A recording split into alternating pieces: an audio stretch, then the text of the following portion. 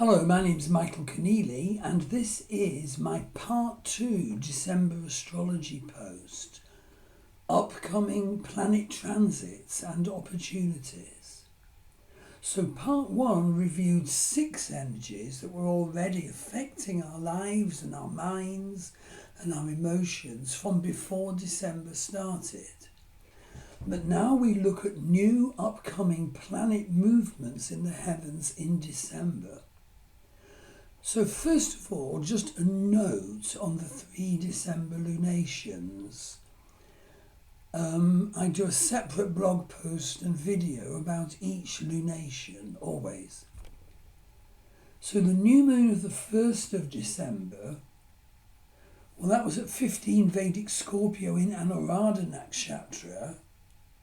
And I think that the nature of Anuradha Nakshatra sets a tone for the whole lunation period to come. And that's because Anuradha seeks inspiration and higher truths. It's a melting pot for diverse knowledges. And its symbol, crucially, is the lotus that blooms beautiful and calm in the muddy waters. And that's what this new moon of the 1st of December calls us to be. So watch the video and the blog that I've already filmed and published. But also watch out for my 2 upcoming videos and blog posts about the 2nd and the 3rd of the December lunations. These are the full moon of the 15th of December that has moon at 29 Vedic Taurus in militaristic Mrigashira Nakshatra, and the sun at 20 Vedic Scorpio in Jyesta Gandanta immateriality zone.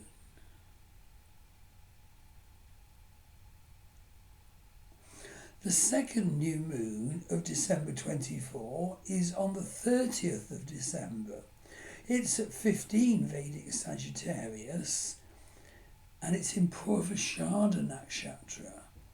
So watch out for the upcoming videos and blogs.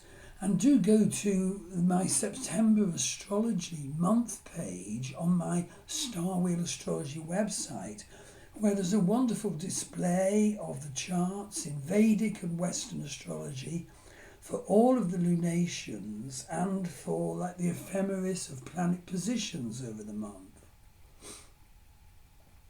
Point number 2, let's look at Sun in Scorpio. Sun starts December at 15 Scorpio. Sun in Scorpio is ruled by Mars and is often highly intuitive and a healer and can have gifts for magic and death and rebirth and shedding of skins like the serpents do. But Scorpio Sun negatively can be controlling, possessive, even cruel. But Scorpio energy, when used positively, is also intense, occult. A good time for starting magic or vision work to guide us on our best way, on our right path to learn our fuller spiritual perceptions, the next step of our karmic life purpose unfoldment and direction, the healing of your wounds. So Scorpio is serpent energy, and this involves, yes, the shedding of skins. We humans need to do that. It's an 8th house matter, by the way, as well. And serpents can move fast and strong. That's why serpents were always seen for their divine nature in ancient Indian and Greek and other ancient spiritualities. We need serpent energy. Sun then moves into the Gandanta zone, the transition from water sign to fire sign, from approximately 12th to 19th of December. Very important to know that. In the exact middle of this Gandanta crossing, Sun is at North Sagittarius. So Sun is entering Sagittarius on the 16th of December. And that's the strongest time for Gandanta immateriality. The 3 Gandanta zones are zones of immateriality where water sign transitions into fire sign. The 0 point of that transition is the place where the person feels the least supported, but also, as a toughly won bonus, has the greatest sense of this immateriality. And the challenge of that immateriality can actually open us to connection to the God realm beyond. This is where Lord Shiva dances his dance of death and rebirth. Shiva Nataraja dancing on the demon of ignorance. This is where we dance to the playing of Lord Krishna's pipe. This is where Lord Vishnu lies back in ecstasy, dreaming universes in and out of being. It's the state that Buddhists call nirvana. When I read by chance 28 years ago a statement from Vedic astrology saying that for the person who has moon in one of the 3 gandanta zones, then mother will not be there for him. And this told me the whole story of my life in one sentence. So this made me add Vedic astrology to my Western astrology. Western astrology knows nothing of the gandanta zones. But it was true. I was put in a Bon Secours convent orphanage when I was 4 weeks old. You need both Vedic and Western for the fullest declaration. Sun ends December on the 16 Sagittarius. Right, let's look at Sun in Sagittarius. Well, Sun enters Sagittarius on the 16th of December, coming up out of the gandanta zone as he does this. Sun in Sagittarius at its best has love of philosophy, is devoted to high ideals and causes, has grace and wisdom, and is friendly and in need of freedom, and has abundance and generosity. So this time of Sun in Sagittarius from the 16th of December is a time for clarifying your intentions, for choosing and planning your direction forward. It's a time for education and growth, and the energies support self-development projects that you might wonderfully choose to do. Point number 4, the winter solstice sun. So on December the 21st is the shortest day of the year, the winter solstice. Sun is at 6 Vedic Sagittarius and it's exactly opposite galactic centre on the 21st of December. The galactic centre of our Milky Way galaxy is about 26,000 to 27,000 light years away from Earth, and yet it emits the strongest energy. Importantly, it's the source of cosmic energy, and we can do work to feel and achieve growth of our cosmic power on this day at this time and achieve energetic upgrade. Don't miss the chance. Remember, with the shortest day, the dark prevails. But remember also, the light will be reborn. This is a central truth for our human lives.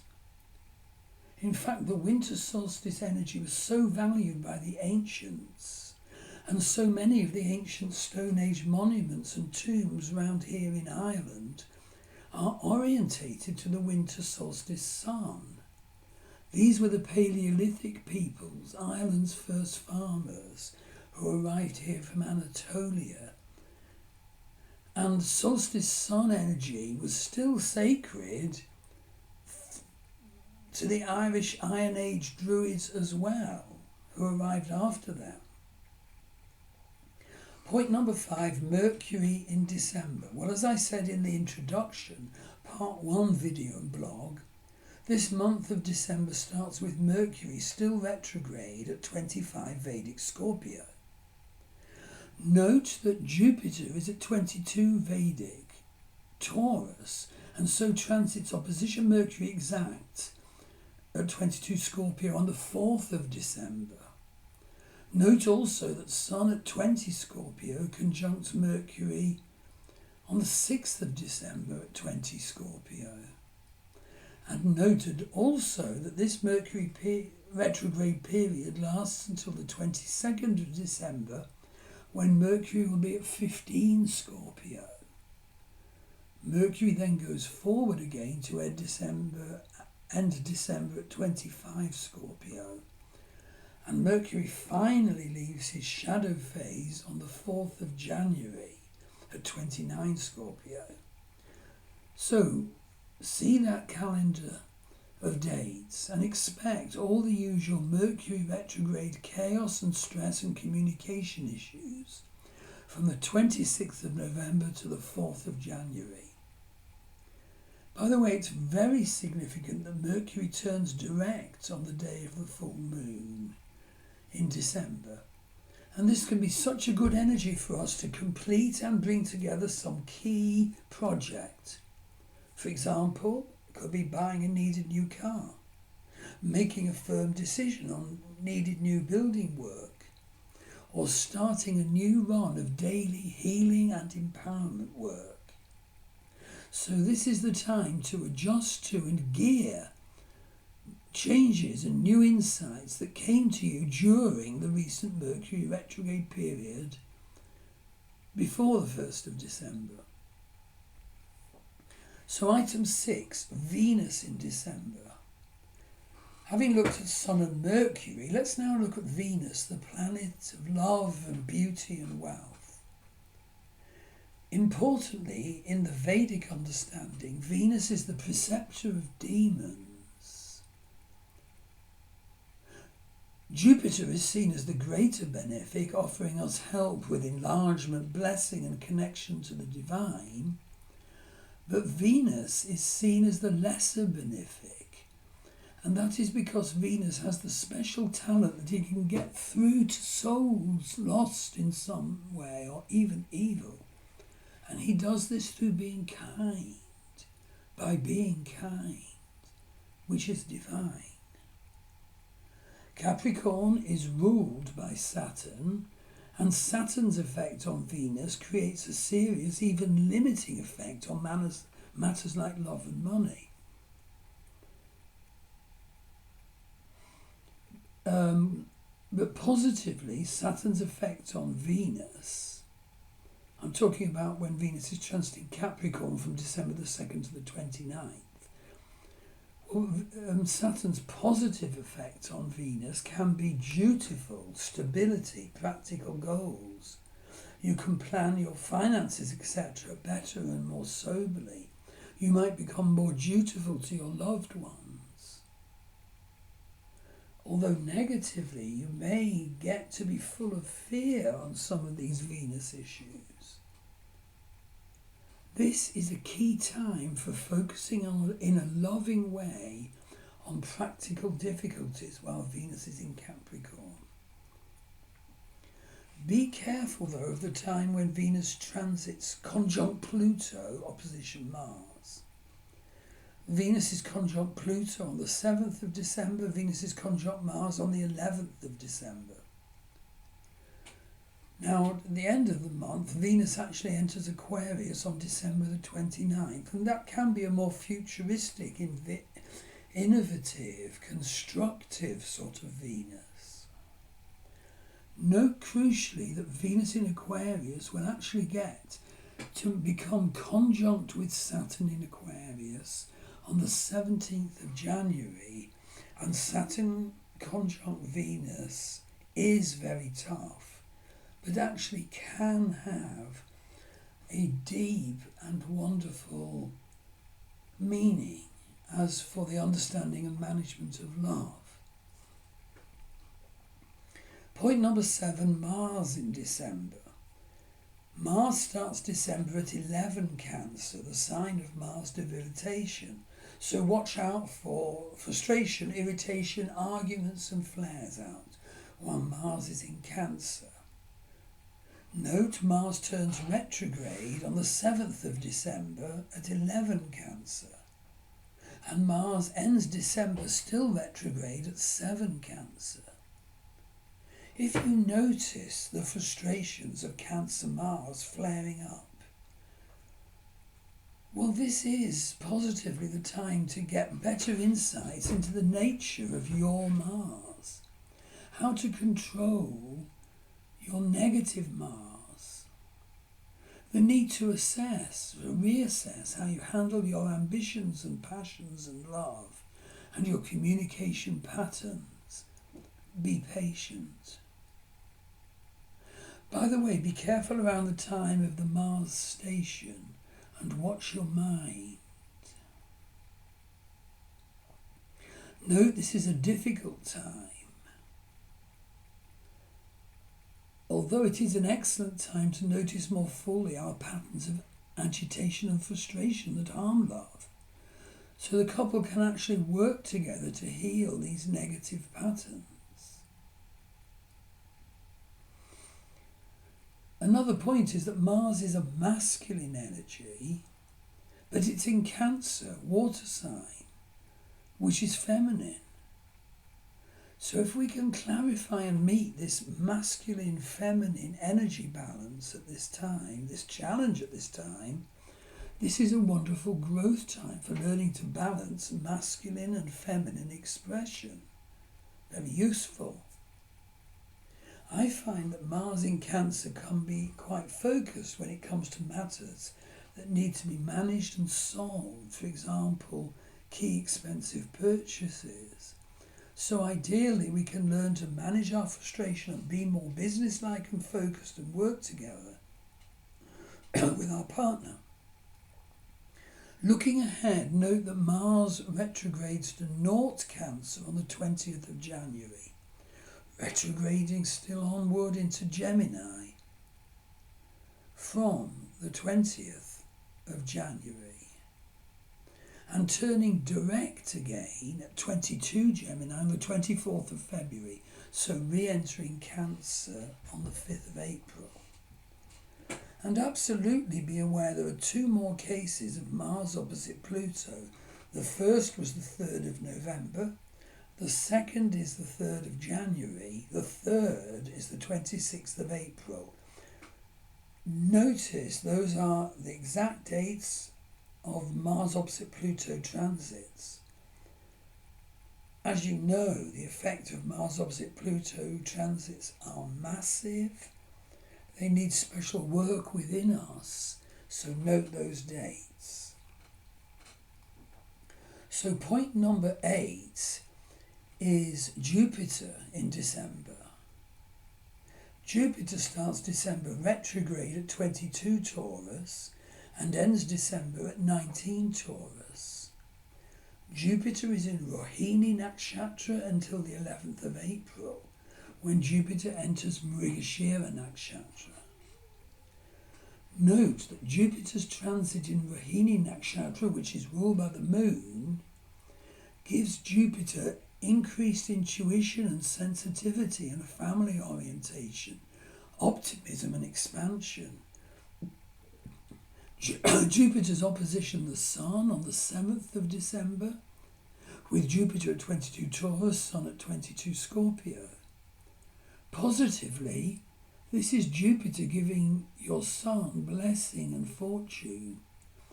But negatively, this Jupiter-Sun opposition could be very over-desirous energy. It's so important to know that each planet has a divine nature, a divine energy. We humans usually get planet energies wrong and wrongly handled. So we can get Jupiter wrong, and we can use his expansionary nature to create excess. But we need to hear that positively the divine nature of Jupiter is blessing, expansion, sense of purpose and connection to the divine. And Jupiter's retrograde at this time, and note that Jupiter retrograde can be a time for events to come to fruition. Look out for that. Work with that if you have things, important things, coming to fruition. Maximise it. Jupiter ends his retrograde period on the 4th of February at 17 Taurus. Saturn. Well, we looked at Saturn in detail in my part 1 video and blog. Saturn starts December at 18 Aquarius and ends December at 20 Aquarius. It's so important to know that Saturn is in super strong dignity whilst transiting Aquarius, because Saturn rules Aquarius. It's the strongest planet at this time. Don't underestimate it, don't marginalise it. So do see my section on Saturn energies in my introductory video and blog on December, part 1, section 4, the demands of super strong Saturn. Item 10, Uranus. Well, Uranus starts December at 0 Taurus in Kritika Nakshatra. Uranus enters the sign before, Aries, on the 13th of December, still in Kritika Nakshatra. And Uranus ends December at 29 Aries. Note that the Taurus to Aries transition point has some very, very sharp star energies, the dreadful Algol and also Capulus. Kritika Nakshatra spans 2640 Aries to 10 Taurus and is ruled by the Sun. And Uranus is now in Kritika Nakshatra. Okay, hear this. Kritika's Devata is Agni, the god of fire, and Kartikeya, the general of the heavenly army. That's where Uranus, planet of revolution, is now placed. And Kritika's symbol is the razor or the spear. This is malefic nakshatra. This is jailer energy. It's not easy. Kritika's nature is to be soft and dreadful in an active way, and it's closely associated with dissolution. So Uranus in Kritika and the sign of Aries becomes very sharp. The planet of revolution becomes very sharp. It's cutting energy revolution. And so, at its best, if we've already done the work to identify what revolution is needed in our lives, then we'll do well, rather than let the thunder and fire crash upon us instead. This is the energy for new beginnings and revolution, and it takes on a militaristic dimension at this time. So this is a time for purposeful planning, whether solo or relationship. So you need to harness the sharp and fiery energy to do really worthwhile stuff. Item 11, Neptune. Well, Neptune moves from 2 to 3 Pisces in December. Neptune stations and turns direct the 9th of December at 2 degrees 55 Pisces. As I said in part 1 introduction, Neptune in Pisces is in December, and this is super potential for intuitive and visionary work and growth. Add to that the fact that Neptune turns direct on the 9th of December.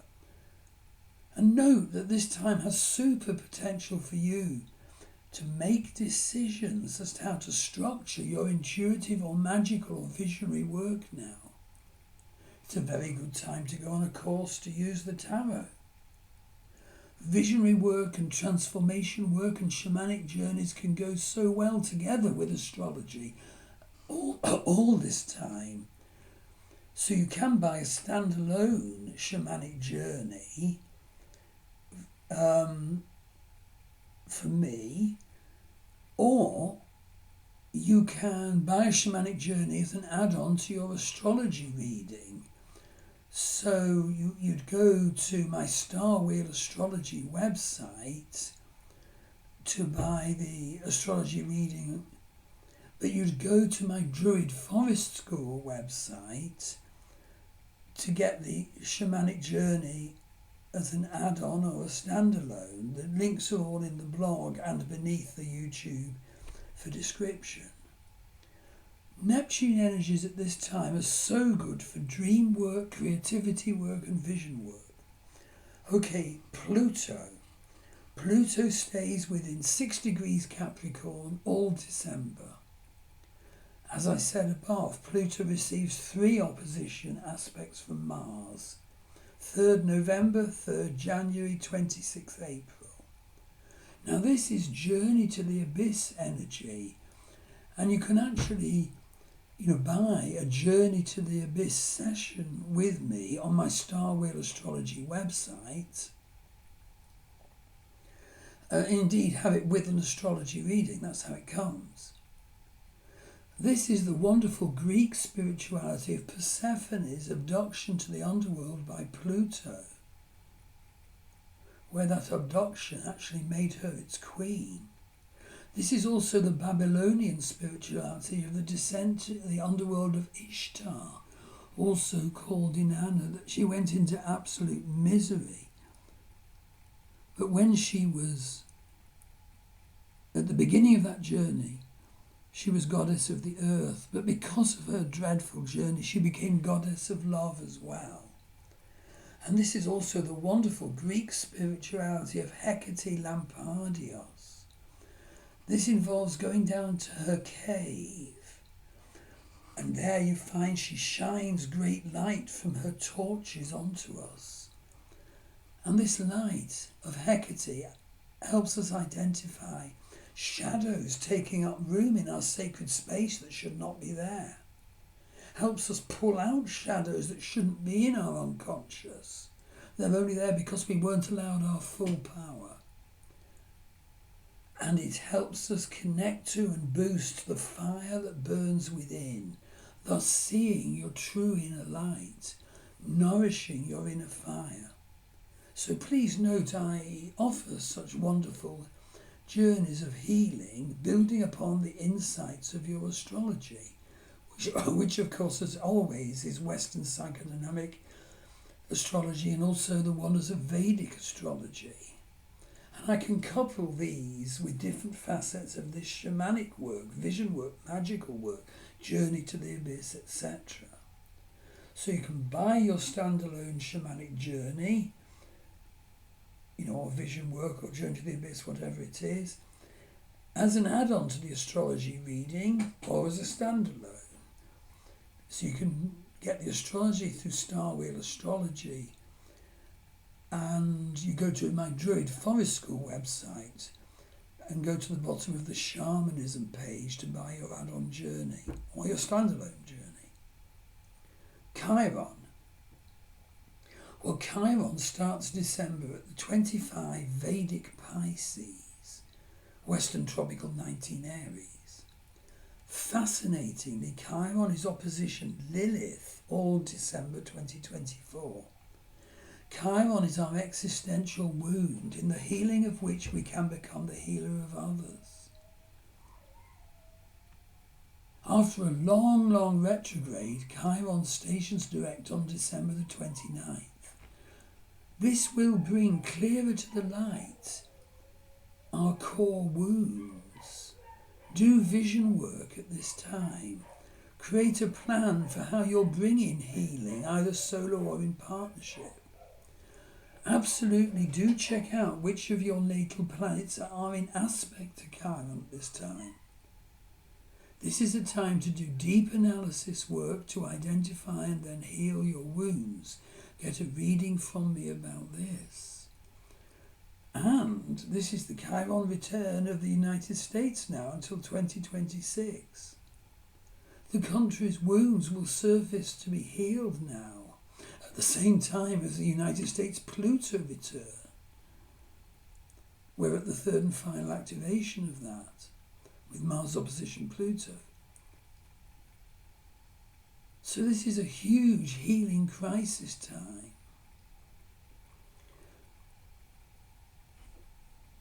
The 14th point is Lilith. Lilith starts December at 23 Vedic Virgo, 17 Libra, Western, and Lilith ends December at 26 Virgo. Now Lilith is what is stuffed down into your shadow and your unconscious. This can be because you weren't allowed to face, acknowledge or express your talents. They were denied you, so they got stuffed down into your shadow and denied. Or it could be because you're ashamed of your problem issues. So absolutely check out which of your natal planets is aspected by Lilith now. Do work to bring your unconscious issues to the needed light, to better understanding, to needed healing. Get a reading from me about your Lilith and how to work with what's there. So the final point is the nodes of the moon, South Node, North Node, Ketu, Rahu. Ketu South Node moves from 8 to 7 Virgo this month. Rahu North Node moves from 8 to 7 Pisces this month. Ketu is in Uttara Palguni Nakshatra in Virgo. Rahu is in Purvabhadra Nakshatra in Pisces. The fact is, for decades, I always get loads of clients and students with nodes in the Virgo-Pisces axis. And this, of course, is the axis of the intuitive healer. The whole period of the node's current transit through Virgo has created an increase in healing approaches. Plus, Rahu being in Pisces at this time is creating an increased use of intuitive dimensions to boost and magnify the healing. So check out where the Virgo-Pisces axis is in your birth chart in terms of the houses, life areas it occupies, or the planets it conjuncts or squares or aspects in some way. Do get to understand the present nodal transit in the Virgo-Pisces axis. Get a reading from me about the meaning of your nodes and life purpose and destiny purpose. At the same time, check out whether your 6th, 12th house axis in your chart is also being activated, because that has a similar nature to Virgo Pisces. Don't let this opportunity go. Rahu transiting Pisces can be obsessive, so watch out if that's happening. If that's happening, sort it out. But don't neglect to develop your intuition. So I hope this has been helpful. You can book a reading with me through my Star Wheel Astrology website. My wife, Maggie Pashley, does healings all over the world. Go to her website, www.maggiepashley.com. Do see the blog, if you're watching the video, and subscribe to my blog. Please also subscribe to my video. Oh yes, and also, if it applies to you, see my Love Star Dating website. It's been set up for those in search of love who are also on a spiritual journey. So I hope this post is helpful for you in managing for the very best your life in December. Thank you.